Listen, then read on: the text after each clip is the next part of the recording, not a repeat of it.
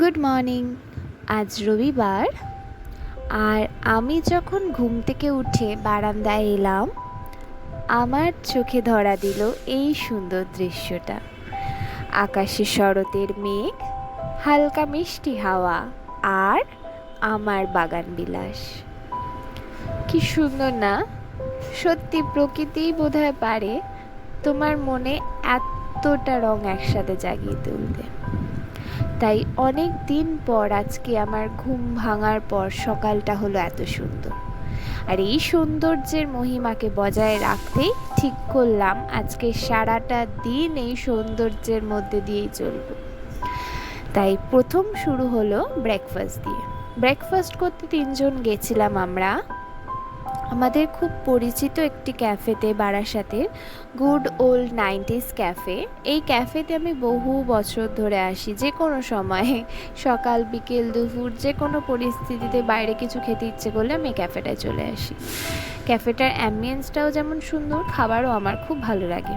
আমরা গেছিলাম south Indian breakfast করতে, বাট সেটা ছিল না বলে আমরা অর্ডার করেছিলাম কড়াইশুঁটির কচুরি, তার সঙ্গে ছিল আলুর দম, চানা মশলা এবং একটা করে গোলাপজাম। তারপর ব্রেকফাস্ট করে বাড়িতে হালকা ফুলকা লাঞ্চ করে বিকেলটাকে চিরস্মরণীয় করার জন্য আমরা চলে গেছিলাম বাবুঘাটে।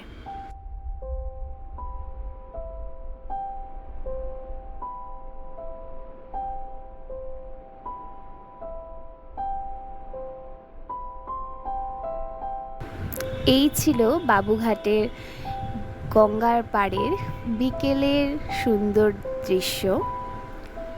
একটা মিষ্টি হাওয়া বইছে, যেটা গঙ্গার পাড়ে আমরা সবসময় পেয়ে থাকি, আর হাতে ঘটি গরম ভাজা আমার, যেটা এক গঙ্গার পাড় এবং ঘটি গরম ভাজা একে অপরের পরিপূরক মনে হচ্ছিল সেই মুহূর্তে।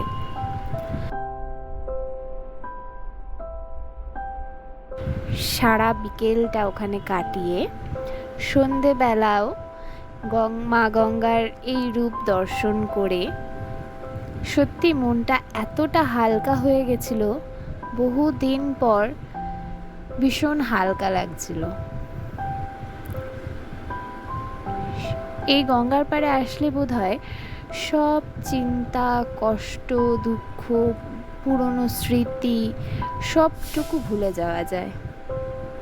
মা গঙ্গা বোধহয় সব খারাপকে নিজের কাছে নিয়ে নেয় আর তোমাকে করে দেয় একদম স্বচ্ছ।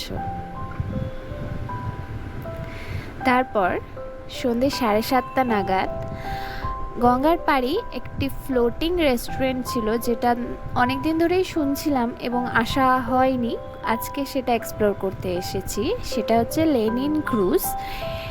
এটা একটা ক্রুজের ওপর এই রেস্টুরেন্টের বাইরের যে ভিউটা এত সুন্দর। চলো আমরা দেখাবো তোমাদের বাইরের ভিউজ, ভেতরে অ্যাম্বিয়েন্স কীরকম এবং খাওয়া দাওয়া কি, সবটুকুই তোমাদের জানাবো। চলো আমার সাথে।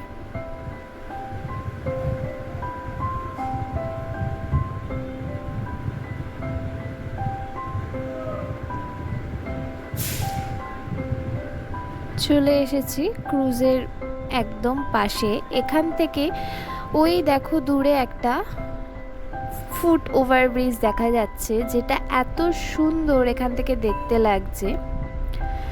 এরপর আমরা ঢুকে যাচ্ছি ওই রেস্টুরেন্টটার ভেতরে। চলো ওভারঅল রেস্টুরেন্টের একটা ভিউ তোমাদের দেখিয়ে দিই।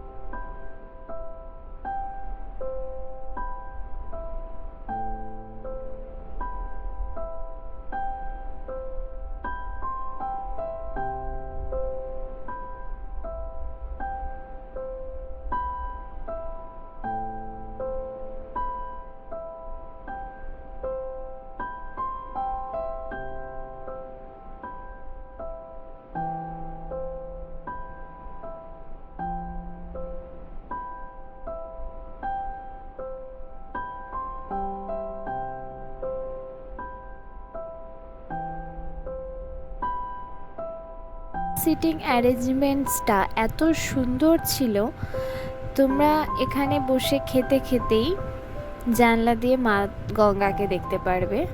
আর চারিদিকের সৌন্দর্যের কথা তো আর বললামই না। আমি জানি না কতটা ক্যামেরা বন্দি করতে পারছি বা কতটা তোমাদের বোঝাতে পারছি ক্যামেরায়, কিন্তু এটা মনে হয় ওখানে লাইভ উপস্থিত থাকলেই বোধহয় সেটা ফিল করা যায়, যেটা এই মাত্র আমি ফিল করছি। দু চোখ যেন সরে না, এত সুন্দর চারিদিকটা।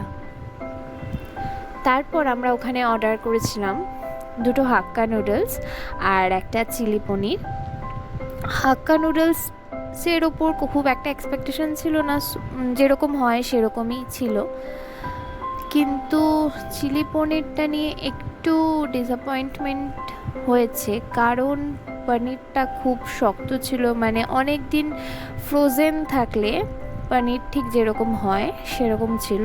আর প্রাইস খুব চিপ নয় ওখানে, তো সেই রকম প্রাইস রেঞ্জ অনুযায়ী খাবার কোয়ালিটি খুব একটা ভালো আমার লাগেনি।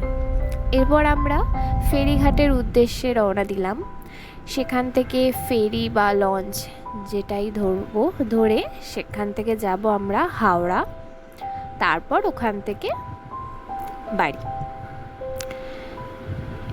এখানে ফেরিঘাটের পাশে একটা সুন্দর মহাদেবের মন্দির আছে, ছোট্ট মতো।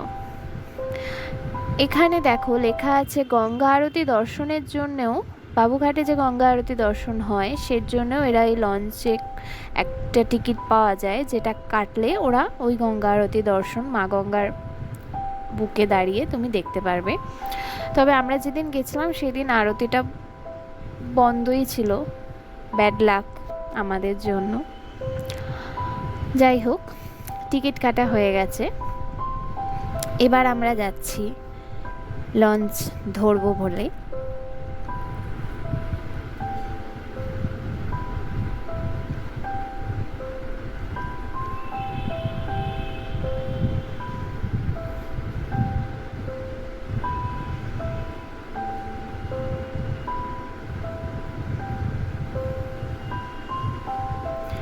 ওই যে দূরে দেখতে পাচ্ছ আমাদের লঞ্চটা আসছে, ওটাতে করেই আমরা যাব হাওড়া।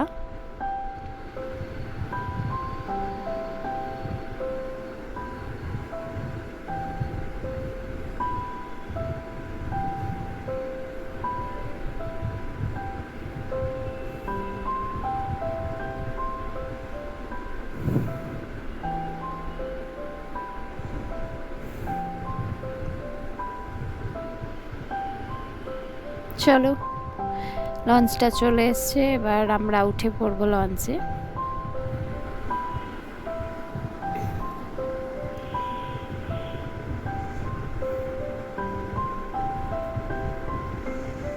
এরপর আমার আর কিচ্ছু বলার নেই, কারণ আমি শুধু দু চোখ ভরে নিজের চারিপাশটা শুধু দেখে গেছি, মুখ দিয়ে একটা শব্দও বের করতে পারিনি।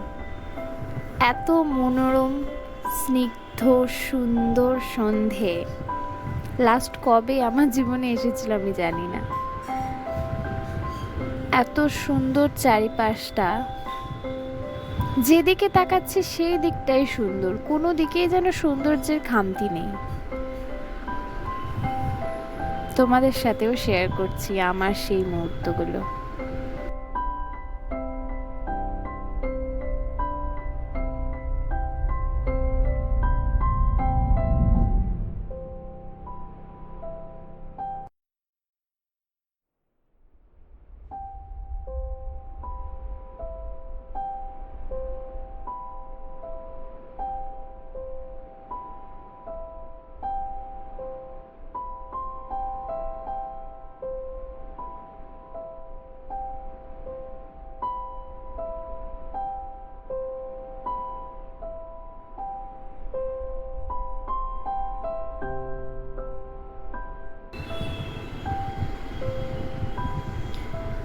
চলে এসেছি হাওড়ার খুব কাছেই, ওই যে দূরে দেখতে পাচ্ছ হাওড়া স্টেশন, সেখান থেকে আমরা বাস ধরে তারপর আবার বারাসাত ফিরবো।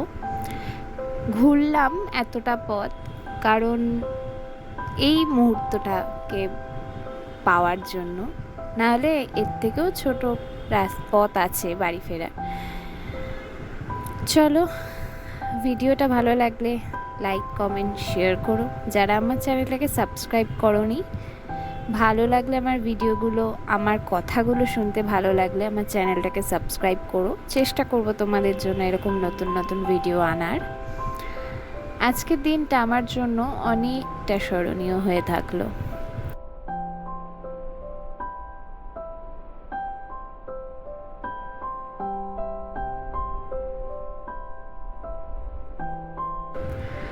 চলো, সবাইকে টাটা, শুভরাত্রি।